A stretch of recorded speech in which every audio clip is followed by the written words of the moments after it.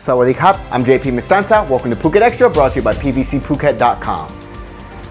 This Saturday, tens of thousands of foreigners still in Thailand under tourist visas will either have to try to extend their visa or face possible arrest, even jail, according to immigration officials, as the visa amnesty expiration date of September 26 approaches. Officials say that this Saturday's visa amnesty expiration date will affect over 150,000 foreign nationals who are still on tourist visas here in Thailand, or they will face charges of overstaying, which on the books is punishable by both jail and a fine, and could also amount to deportation of the foreigner back to their country of origin. The fine is 500 baht per day of overstay beyond September 26, and anyone who overstays by more than 90 days is barred from re-entering Thailand for 1 year. On the extreme end, anyone who overstays 10 years will be banned for life. Many of these foreigners came here just prior to the pandemic, and then Thailand suspended international flights, with those foreigners stranded but given a reprieve after their visas had expired. A blanket amnesty on all those visas until this Saturday. In order to stay beyond September 26, foreigners staying on any form of tourist visa will be allowed to repeatedly renew their permits to stay for 30 days at a time after the amnesty ends on September 26, but only if you're in one of two groups. The first group are tourists unable to return home due to illness, in which case you need to apply at an immigration office and present a medical certificate to prove that you cannot fly. The second group that could repeatedly renew their permits are tourists who cannot go back home because of lack of flights or the circumstances in their home country. And these people must present a letter from their home country's embassy or consulate in Thailand requesting that the foreigner be allowed to temporarily stay in Thailand. It's unclear if you have to have a letter for each 30-day extension, but you do have to reapply every 30 days. Now on to long-term stays, many of whom have non-immigration B or similar visas, which has an income requirement to be approved for a 1-year extension. The COVID-19 pandemic has left many of these people unable to satisfy this income requirement. But back on September 1st, the Deputy Chief of Phuket Immigration, Lieutenant Colonel Udon Tongchin, urged any foreigners at the time caught out by this requirement to delay filing their applications to renew their 1-year permits to stay until September 15th, saying he expected Immigration Bureau in Bangkok to make an announcement by now. So far, as of this broadcast, no word on that yet. Stay up to date with the latest at thephuket.news.com. This past weekend saw a 2-day anti-government protest in Bangkok led by young protest leaders, and it all went peaceful, with estimates putting the crowd at over 50,000 people. But now police are mulling over whether charges will be laid, all while a new plaque commemorating the movement and Thailand's democratic values, it's already been removed overnight.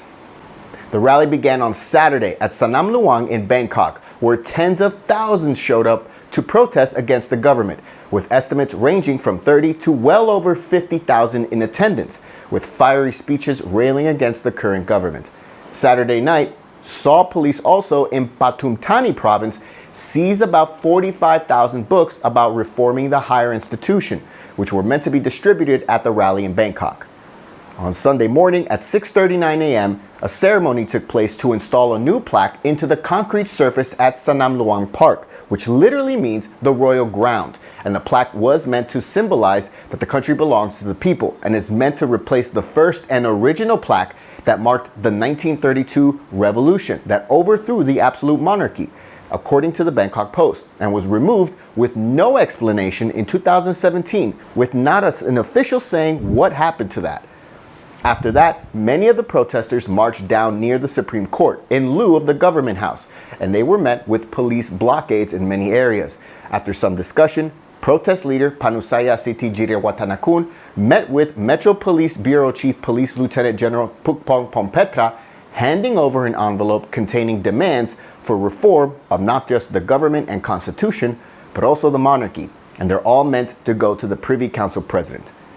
No violent incidents took place during the whole 2-day rally, but this morning, police say they are mulling over whether to charge the protest leaders, about 5 of them, with holding a rally without prior permission, overstaying at the location beyond closing hours, and whether their speeches violated the law. Also, this morning saw the new People's Plaque has already been removed from its place in Sanam Luang overnight. Meanwhile, protest leaders would gather again outside Parliament this Thursday, the second day of a two-day debate on motions to amend the Constitution. A poll conducted by the Tourism Authority of Thailand's London office shows that while 22% of tourists are ready to come back to Thailand, only 6% in total accept the 14-day quarantine as a rule to re-enter Thailand. The special tourist visa was approved by officials in Bangkok last week and would allow tourists into Thailand for 90 days, with a possibility to extend it twice, for a total of about 9 months. International tourists will be allowed into Thailand starting next month in Phuket, Bangkok, and other areas, with a 14-day quarantine that tourists must pay for, and COVID tests before and after landing. But the Deputy Governor of TAT for Europe, Africa, the Middle East, and the Americas says that they will try to conduct online recreational activities for in-room practices like meditation, virtual yoga, or even live music shows outside their resort exclusively for tourists to watch while in quarantine, so they can do more than just Netflix and chill at their resorts. The target is long-stay tourists, but the TAT Deputy Governor says Thailand must try to cater to retirees and other groups who can stay longer than a month. So far, from January to July, Thailand has experienced a drop of about 70% in tourism revenue, with the Association of Thai Travel Agents saying that up to 2.5 million Thais working in the tourism industry could lose their jobs if the tourism sector continues stagnant until the end of 2020. For more, visit thephuketnews.com. The heavy rain and strong winds covered all of Phuket this past weekend, although it was much stronger in some areas than others, with large trees toppling over roads, cutting off traffic in certain parts. On Saturday morning, strong winds felled a tree across the main roads onto the island, near the Phuket checkpoint, with power lines down by trees near the PEA building, which affected all power on the island, but was repaired within hours by Saturday afternoon. In addition, the heavy weather forced officials to close Rawai, Nai Harn, Patong, Surin, and Bang Tao beaches on Saturday and for much of Sunday as well, after one foreign tourist was also rescued from the surf there, with reopening only taking place when the weather lets up, according to lifeguards. The Thai Meteorological Department is still forecasting isolated heavy rain for the Andaman coastal provinces, and waves could reach up to 3 meters in thunder shower areas. All this until tomorrow. Chalong police are investigating the death of a 36-year-old Russian woman in a collision between a car and a motorbike on the Rawai beachfront on Friday.